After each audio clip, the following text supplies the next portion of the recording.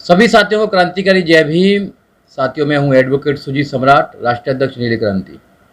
साथियों, आज हम बात करेंगे आज पूना पैक्ट पर।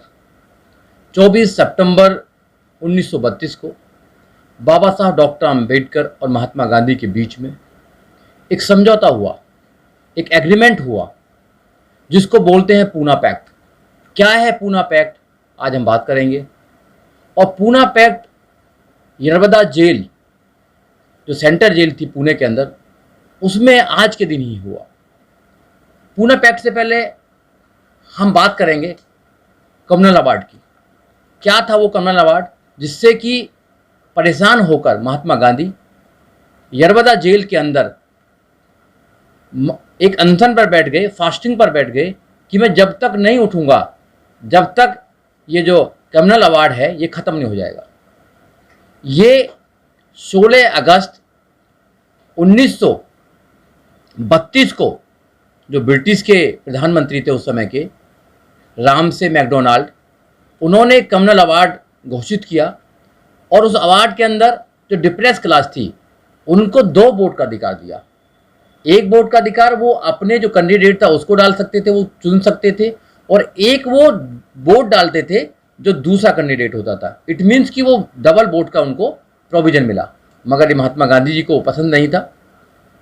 उन्होंने इस बात को लेकर एक बहुत बड़ा आंदोलन छेड़ दिया और पुणे की जो सेंट्रल जेल है उसमें जाकर वो बैठ गए और फास्टिंग करने लगे।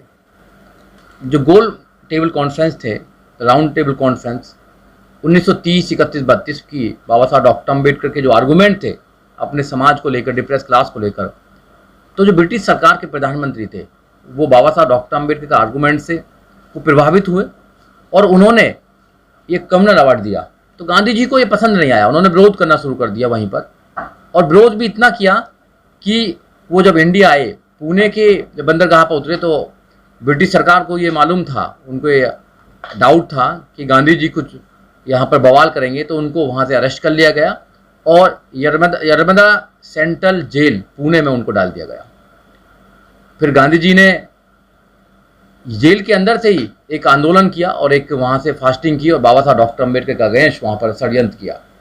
उस षड्यंत्र का जो रिजल्ट निकला, षड्यंत्र का रिजल्ट है पूना पैक्ट। पूना पैक्ट जब एक एग्रीमेंट हुआ तो बाबा Saheb doctor Ambedkar depress class को रिप्रेजेंट कर रहे थे, उनके बिहाफ पर वो बात कर रहे थे। और जो गांधी था वो हिंदू जो समाज था उनको उनके बिहाफ पर बात कर रहे थे। पर आज के दिन 24 सितंबर 1932 को नर्मदा सेंट्रल जेल पुणे के अंदर बाबा साहब डॉक्टर अम्बेडकर और गांधी के बीच में एग्रीमेंट हुआ। पर उस एग्रीमेंट पर डिप्रेस क्लास की तरफ, on the behalf of the depress class, द बाबा साहब डॉक्टर अम्बेडकर साइन, बाबा साहब डॉक्टर अम्बेडकर ने साइन किए। मगर हिंदुओं की तरफ से गांधी जी ने साइन नहीं करे थे। हिंदुओं की तरफ से जो साइन किए थे वो मदन मोहन मालवीय, उन्होंने हिंदुओं के बिहाफ पर और गांधी जी के बिहाफ पर उस एग्रीमेंट में साइन किए। और जब साइन होने के बाद में ये रिजर्वेशन जो मिलता है वो रिजर्वेशन मिलना शुरू हुआ, जो असेंबलियों में रिजर्वेशन मिला। ये आज़ादी से पहले की बात है। बाबा साहब डॉक्टर अम्बेडकर हमारे लिए, डिप्रेस क्लास के लिए, वो 1930, 31, 32 में लड़े, पूरा जीवन लड़ते रहे। तो पूना पैक्ट उसका एक पूरा एक आज का जो दिन है पूना पैक्ट के नाम जो किया गया। तो पूना पैक्ट के माध्यम से ही आज 131 मेंबर ऑफ पार्लियामेंट जाते हैं, 1061 एमएलए जाते हैं। आज जो रिजर्वेशन मिलता है वो पूना पैक्ट के माध्यम से ही मिलता है। तो अगर पूना पैक्ट नहीं होता तो ये रिजर्वेशन नहीं मिल पाता। आज बड़े बड़े अच्छे अच्छे पदों पर जो लोग बैठे हैं पॉलिटिक्स के अंदर, जो मिनिस्टर बने बैठे हैं, जो एमपी बने बैठे हैं, जो विधायक बने बैठे हैं, वो उस मेहनत से, बाबा साहब डॉक्टर अम्बेडकर जो मेहनत की उसकी वजह से मिल पाया है। पूना पैक्ट में जब गांधी जी को ये लगा कि जो पूना पैक्ट अगर मैं करता हूँ, अगर सेपरेट इलेक्टोरेट इनको मिला तो वो ज़्यादा बहरक हो जाएगा। और गांधी जी का एक तर्क था उसके पीछे, गांधी जी ये कहते थे, एक षड्यंत्र भी था कि इससे हिंदू समाज डिवाइड हो जाएगा। हिंदू समाज ने एससी समाज, दलित समाज को या डिप्रेस क्लास को अपना अंग कम माना है। जो 1932 में बाबा साहब डॉक्टर अम्बेडकर ने डिप्रेस क्लास से बात की, जो SC ST जो लोग थे उनको डिप्रेस क्लास बोला। मगर जब बाबा साहब डॉक्टर अम्बेडकर ने 1950 में इस देश में संविधान पूर्ण रूप से लागू कराया, क्योंकि 26 नवंबर 1949 को बाबा साहब डॉक्टर अम्बेडकर ने संविधान बनाकर दे दिया और 26 कुछ आर्टिकल उसी दिन लागू हो गए और पूर्ण रूप से 26 जनवरी 1950 को लागू हुआ। तो बाबा साहब डॉक्टर अम्बेडकर ने डिप्रेस क्लास को SC ST का नाम दिया, SC और ST आज जो हम बोलते हैं जो बहुत तादाद में, वो नाम दिया। तो साथियों, इसमें समझने की बात है कि जो पूना पैक्ट है वो एक षड्यंत्र था। षड्यंत्र के माध्यम से बाबा साहब डॉक्टर अम्बेडकर को एक प्रकार से उनको परेशान किया गया, परेशान करके उन पर दबाव डाला गया और दबाव डालने के बाद ये पूना पैक्ट किया गया। बाबा साहब डॉक्टर अम्बेडकर ने उस समय पूना पैक्ट किया, मगर जो पूना पैक्ट है वो कहीं ना कहीं बहुत सारे ऐसे नेता पैदा करता है जो मानव काशीराम साहब ने चमचा युग की है। चमचा युग जो मानव काशीराम साहब ने लिखी है, कहीं ना कहीं आज वो हमारे सामने आते हैं और जो लोग जो राजनीतिक आरक्षण है उसके माध्यम से जाते हैं वो अपने लोगों को भूल जाते हैं। तो बाबा साहब डॉक्टर अम्बेडकर ने लड़ाई इसलिए नहीं लड़ी थी, बाबा साहब डॉक्टर अम्बेडकर ने लंदन में जाकर लड़ाई इसलिए नहीं लड़ी थी कि पूना पैक्ट होगा, रिजर्वेशन होगा, रिजर्वेशन होने के बाद में आप MP बन जाओगे और फिर अपने लोगों पर अत्याचार होंगे तो आवाज़ भी नहीं उठा पाओगे। ये आवाज़ उठानी चाहिए साथियों, अगर आवाज़ नहीं उठा पाए तो फिर कोई फ़ायदा नहीं है। और बाबा साहब डॉक्टर अम्बेडकर ने एक बात और कही थी कि लोग कन्फ्यूज हो जाते हैं। मैं बताना चाहता हूँ आपके चैनल के माध्यम से, जो लोग सुनते हैं उनको बताना चाहता हूँ कि बाबा साहब डॉक्टर अम्बेडकर ने पॉलिटिकल रिजर्वेशन 10 साल की नहीं मांगा था, ओनली पॉलिटिकल रिजर्वेशन। मगर आपको ये जानकर आश्चर्य होगा कि कभी भी पॉलिटिकल रिजर्वेशन के लिए इस देश में आंदोलन नहीं करने पड़े हैं। आंदोलन करने पड़ते हैं जो हमारे नौकरी में रिजर्वेशन है, जो हमारी पढ़ाई में रिजर्वेशन है।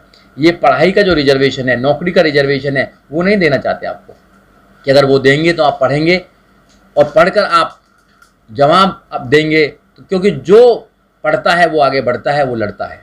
तो इसलिए पढ़ाई में रिजर्वेशन नहीं देना चाहते आपको आपकी नौकरियों में रिजर्वेशन नहीं देना चाहते, आपको प्रमोशन में रिजर्वेशन नहीं देना चाहते आपको। मगर जब पॉलिटिकल की रिजर्वेशन की बात आती है तो आपको कहना ही नहीं पड़ता, उनको पता है कि हमें चमचा पैदा करने हैं, पट्टा हमें टांगना है, और जो पट्टा टांग देगा वो हमारी बात कहेगा, अपने समाज की बात नहीं रखेगा। तो ये है पूना पैक्ट।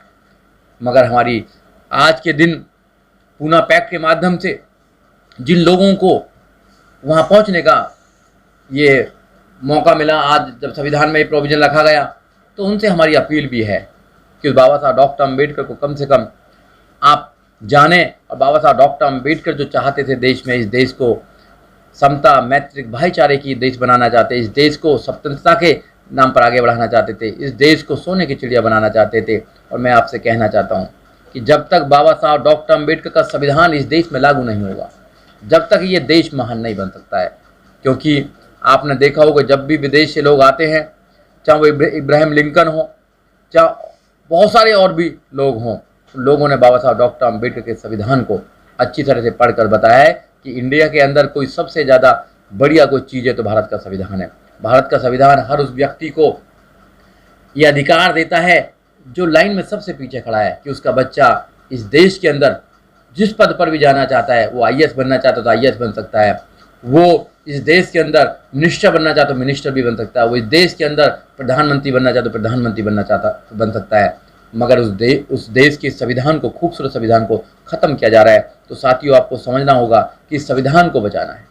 अगर आपने संविधान को बचा लिया, संविधान की मूलभूत भावना को बचा लिया, उसके बेसिक स्ट्रक्चर को बचा लिया, तो आप अपने बच्चों के भविष्य को बचा पाओगे। जो बाबा साहब डॉक्टर अम्बेडकर की मेहनत है, जो आज़ादी से पहले की मेहनत है, जो आज़ादी के बाद की मेहनत है, जो बाबा साहब डॉक्टर अम्बेडकर ने आपके लिए अंग्रेजों से लड़कर, यहाँ के हिंदूवादी नेताओं से लड़कर और अंग्रेजों के सामने अपने जोरदार आर्गूमेंट करके जो अधिकार आपके लिए लिए हैं, उन अधिकारों को वैसे ही मत जाने दो। वो अधिकार वैसे ही नहीं मिले हैं, उस पर बाबा साहब डॉक्टर अम्बेडकर के बच्चों की कुर्बानी गई है। वो अधिकार आपको वैसे ही नहीं मिल गए हैं।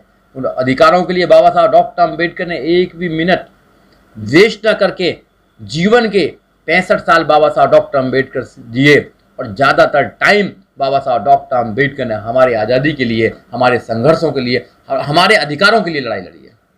तो बाबा साहब डॉक्टर अम्बेडकर को बार बार नमन करते हैं कि जिन बाबा साहब डॉक्टर अम्बेडकर ने उन परिस्थितियों में भी, जब हिंदुत्व का बोलबाला था, जब बाबा साहब डॉक्टर अम्बेडकर अकेले नेता थे, उस समय भी लड़कर हमारे लिए अधिकारों की बात कभी अपने लालच की बात नहीं करी। आज के नेताओं को बाबा साहब डॉक्टर अम्बेडकर को देखना चाहिए कि आज के नेता तो सिर्फ अपने पर्सनल लालच के लिए, अपने बच्चों को आगे बढ़ाने के लिए वो सारे कंप्रोमाइज़ कर लेते हैं। वो अपनी पार्टियों को भी विलय कर देते हैं बीजेपी में, और कहीं ना कहीं निगम पार्षद का चुनाव लड़ लेते हैं, विधायक बन जाते हैं या एमपी बन जाते हैं। बहुत सारे लोग हैं जिनके साथ भीड़ हुआ करती थी। तो हम आपको नहीं बेकें, आप समाज की लड़ाई लड़ें, और जो SC ST है और जो OBC माइनॉरिटी है उसके लिए। और मैं एक बात बताना और चाहता हूँ कि बाबा साहब डॉक्टर अम्बेडकर सिर्फ डिप्रेस क्लास के लोगों के लिए सेपरेट इलेक्टोरेट नहीं चाहते थे। बाबा साहब डॉक्टर अम्बेडकर मुस्लिम के लिए भी चाहते थे। बाबा साहब डॉक्टर अम्बेडकर सिख के लिए चाहते थे, पारसियों के लिए भी चाहते थे। बाबा साहब डॉक्टर अम्बेडकर उन सब माइनॉरिटीज़ के लिए चाहते थे जो इस देश के अंदर हैं। मगर गांधीयन कंपनी ने ये होने नहीं दिया, और जब होने नहीं दिया तो बाबा साहब डॉक्टर अम्बेडकर को एक एग्रीमेंट करना पड़ा, एक कंप्रोमाइज़ करना पड़ा गांधी और गांधी के चेलों से। जब ये पूना पैक्ट हुआ है, और पूना पैक्ट आज हमारे सामने है। साथियों, आपने मेरी बात को सुना, गंभीरता से सुना, तो आपको मेरा क्रांतिकारी जय भीम, नमो बुद्धा और जय संविधान।